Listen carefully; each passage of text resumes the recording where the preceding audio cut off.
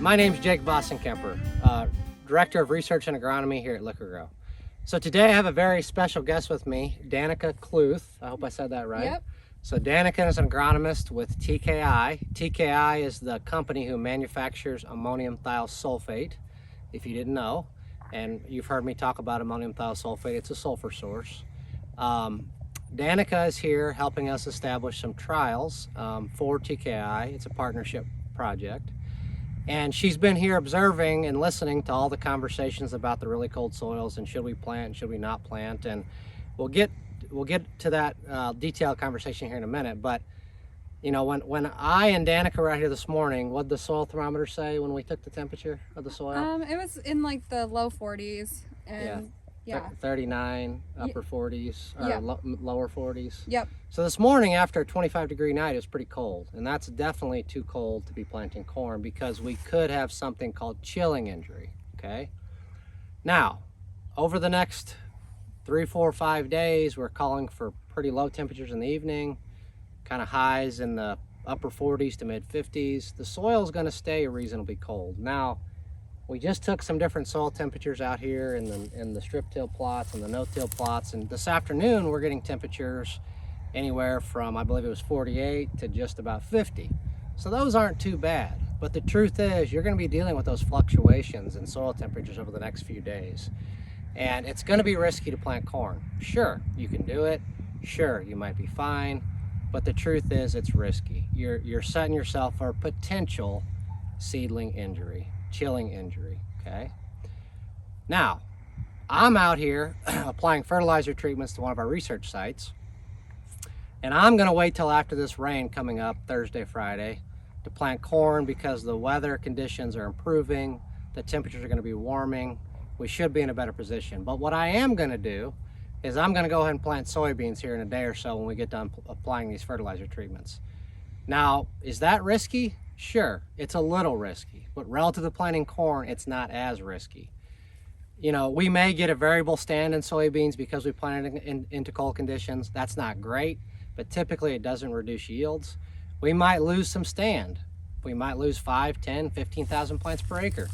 But generally speaking, we know that we need at least 80,000 plants per acre, and if we have that many or more, we're okay. So we can lose some stand in soybean.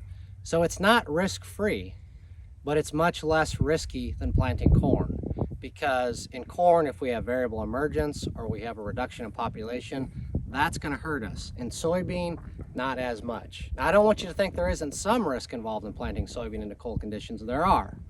But just like you, I want to get stuff done. I want to get these plots going. I understand, you know. So if you're going to do something over the next few days, I would plant soybeans and not corn. I think that's less risky. I would understand if you didn't want to plant anything until soil conditions warmed up.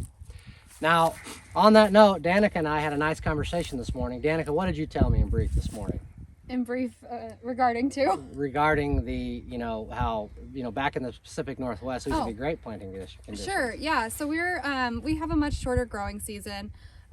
So usually we try to get guys to plant earlier. So usually around April 20th, like I've been in Montana the last few years working as an agronomist, and getting that corn seed in early is beneficial to us because we have such a shorter growing season.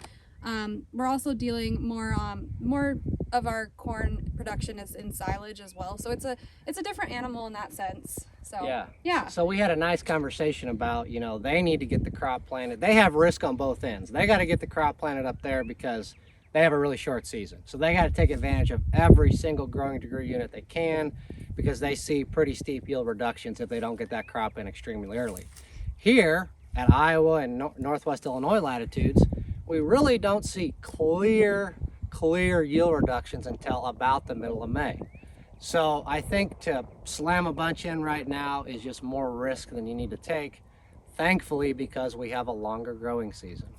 So that's my opinion, take it or leave it, but we do have one other thing we want to comment about, right, Danica? What else should farmers be thinking about with this cold spring? Yes, so with our cooler temperatures, sulfur behaves a lot like nitrogen in the sense that when we have cooler temperatures in our soils, that sulfur doesn't mineralize or get released into the soil solution. So we talked about, you know, how important it is to think about sulfur when we have these cooler temperatures, because it's not becoming available through the organic matter and different natural processes in the soil. So targeting, getting some sulfur in your spring fertilizer applications is important.